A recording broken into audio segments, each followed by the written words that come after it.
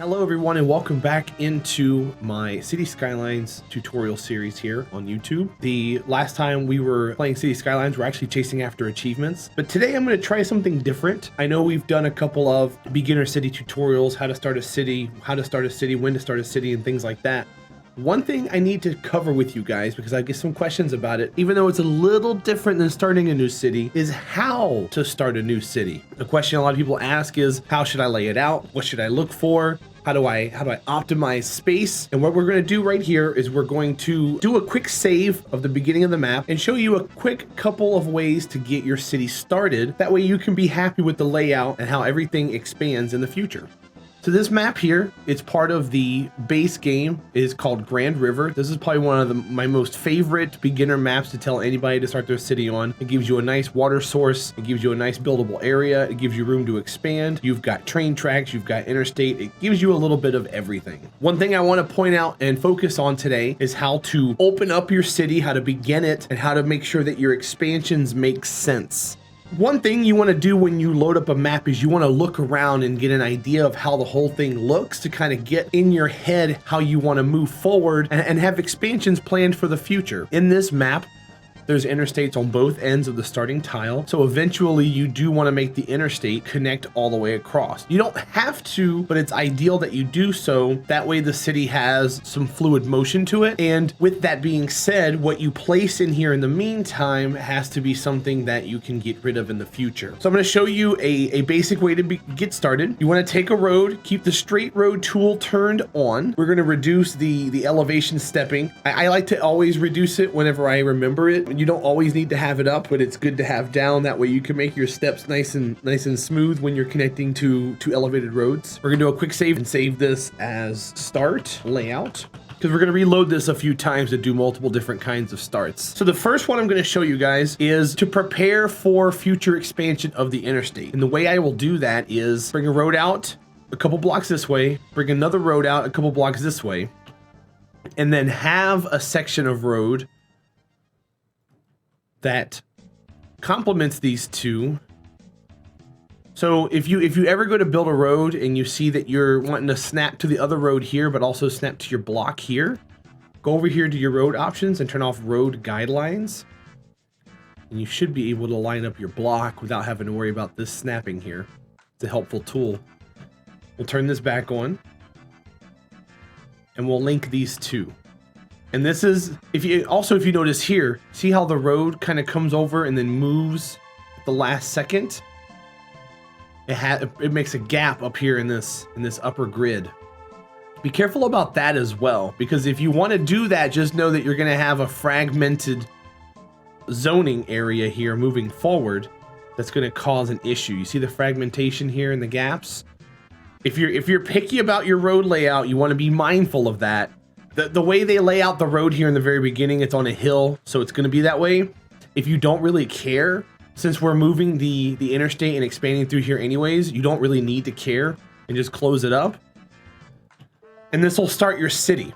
What I would tell you to do is build however you want this direction, build however you want that direction, but eventually, once you get to a point where you can add interstate, you can then take away these roads or at least use them underneath the interstate, and you'll have a place to expand. And what I would do if I were someone building to prepare for the future, don't do this in the very beginning, but I'm just showing you as a later on in the city build. I would only zone right here on the sides, and I would only zone commercial as your city built through. That way the gap stays here for the interstate in the future for it to come across, go through, and hit this side. Now, alternatively, you can do the same thing on this end as well. Go out 2 city blocks on either end, and then you're going to come down one here, come down one here, and then make a connection. See, that also moves over because this is on a hill as well. So however you want to approach that is up to you. Then repeat this process all the way down, and when you do that, you'll have a gap here as well. Now this is a considerably larger gap, only because I started at the second node, not the first node like we did with the first one. I would start off with the first node. That would make more sense and be consistent with the other build. Let me delete this. And what this will show you is, as you lay it out, you'll have a path for your interstates to go down, and then you can have them cross the bridge here. And that'll ensure an interstate connection. It'll also give you a wide enough berth here to do on and off ramps interchanges with your interstate once you get a high enough population, because you want to break these right here off and then have on and off ramps interchanges throughout your city. Another layout you can do is you can leave the interstate here and have it close its way up. You can turn this into a roundabout. So leaving this in mind, it won't let you do a cross connection because the hill is too high. So what we can do is just do a small little connect like this, turn on your curve tool or your freeform tool and build a roundabout. And you can build it however you want, whatever you see fit. This roundabout's going to be a little peculiar, but still functional in the end.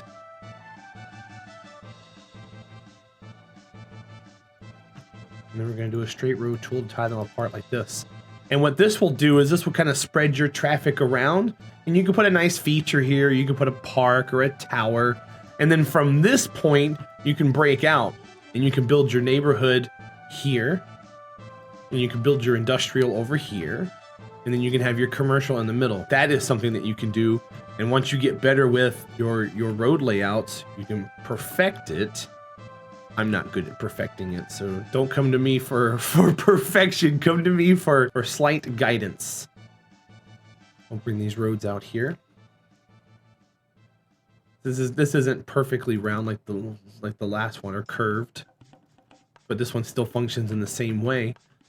And this will disperse your traffic and spread it out a little bit, and it'll also make your city look pretty.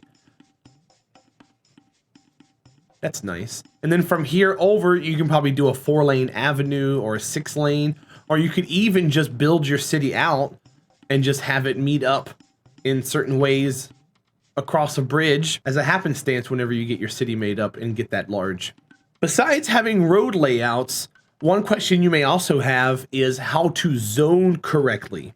And this is very important in a beginning city. One thing you want to think about is you want to take real life experiences into play. Let's say you want to build a city. We're going to get a little road here set up. This is our connection for the cars to get in and out in the city. Now we want to put places in here. Do you want, this is me asking you, you want to ask yourself this question. Do you want to live next to a factory? Do you want to build a house right here and live next to a factory? Odds are you're going to say no. You don't want to get up and have pollution and have boom and have loud noises and trucks driving around your house. The other question would be, do you want to wake up and be right next to a gas station and have people honking their horns or filling at gas and have the smell of gasoline and alcohol and whatever else is at the gas station right next to your house every single day?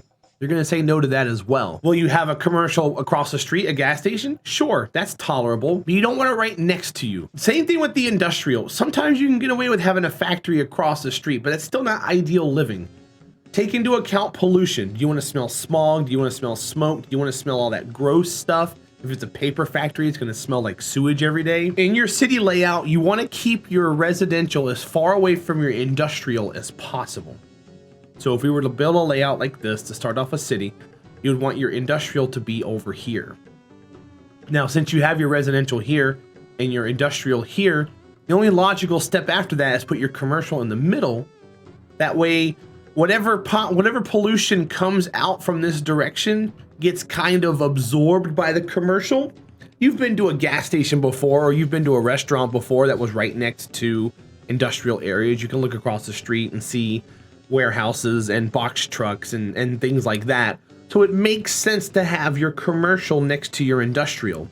In this game, the industrial actually feeds commercial goods, so having it in close proximity is also a good thing. Having your residences far away from all of it and keeping the noise pollution down is the most ideal way to lay out your city. Now, this is ideal, you don't have to do this, but it's also a very good tip in laying out your city. Another important thing that you want to worry about when it comes to water specifically is flow. When you go to put down a water pumping station or a water drain pipe, the flow is the most important thing. Where you pump your water has to be away upriver from where your waste output is. Now you want your waste to come out here and flow down the river. If you had your waste coming out and flowing down and then you were pumping it, you are now pumping someone else's sewage. This water is being drank by the citizens. So if you're at your house and you turn on your faucet and you have someone else's bile from across the street, you wouldn't want to drink that, correct? Keep that in mind when you're building waterways. This is very tricky when it comes to oceans because oceans are very stagnant and the water doesn't flow very much. So you have to worry about location and where you place your water because that is super duper important. Electricity is also a very important thing to worry about because depending on what it is, it actually notes here in the details that it has a noise pollution rating and a pollution rating. Pollution is very important to think about. Once again, you don't want this next to your house. You don't want to wake up next to a coal power plant. You want this over here in the industrial zone because they kind of need to all flow together at the same rate. Keep your residential away from your industrial, have your commercial as a buffer, keep the noise pollution down, keep the traffic low, and you'll be happy. Next, we're going to discuss square roads versus round roads. People like to do round, curvy roads. Some people like to be structured and have squares and blocks. I'll show you the difference with those. We're using a straight road tool here. We're going to build a nice little structured block right here in the beginning of the city. And I want you to note something. We're gonna pull out the calculator here and do a little bit of math. So what we've done here is we have an area that is $600 wide. Now we're using basic road costs for this calculation. That way everything is consistent. 600 wide. And let's see how many zonable tiles we have total.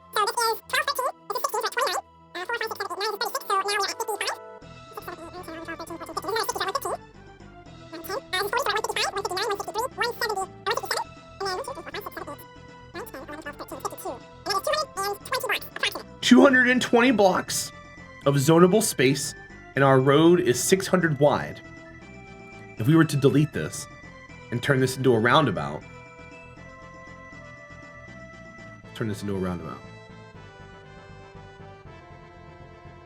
Granted, you can probably make this into a smaller roundabout, but this is just for reference purposes only. Okay. Now this road is going to be 720 wide, and let's count the zonable space.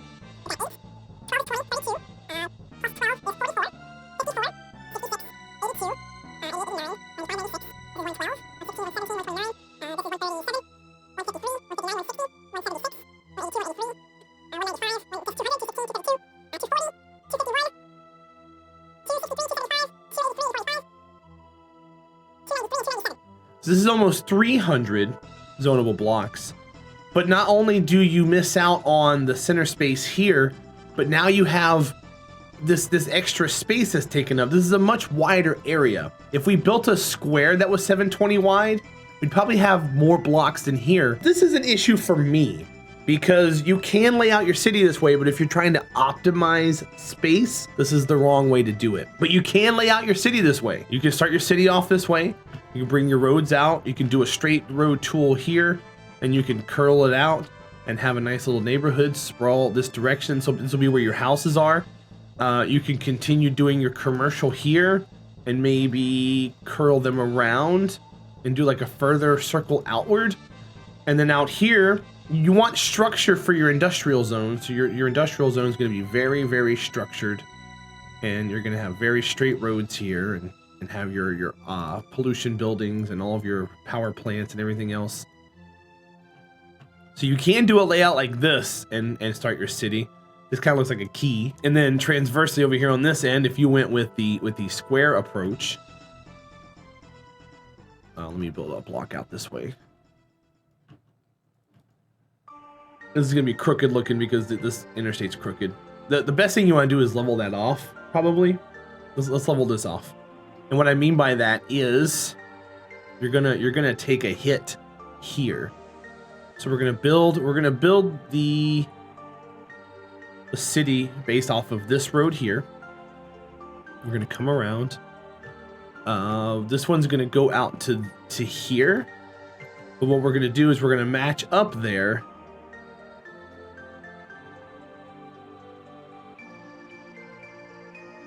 And then here's going to be where we concede that. That way this is straight consistently. So if we built a block and we came down here, it can go all the way across and match up there without too much of a problem. And you can build your city this way as well, which some people like to do. You can do a brick lay pattern where your roads look like this and you go every other and make your whole grid shine and look nice. Or you can go with a very straight approach and just do large uniform swaths of roads that conform and contour the landscape. That way there's consistency there. I would even go as far as to argue to do that. That way everything looks rigid and uniform. So there's different ways to lay out your city. There's different ways to go about it. The best thing you want to remember is keep your residential separate from your industrial. Put your commercial in the center. When it comes to your water, pay attention to the flow. If you have a stagnant area, consider using water towers for your intake and put them in a nice space where there is no buildable buildings.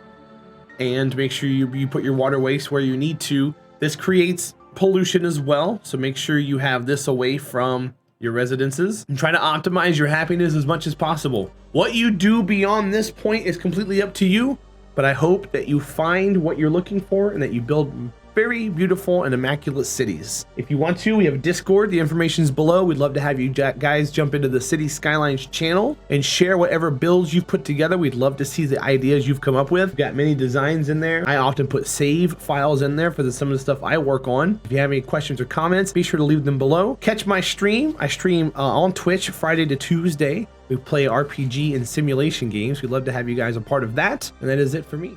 Thank you all for watching another video of mine here on YouTube. My name is Terahdra, and I stream on twitch.tv 5 days per week. Check the links below, find out the schedule, and hopefully I see you there. Let me know that you came from YouTube as well, wherever you are around the world, and I will see you in the next video. Thank you.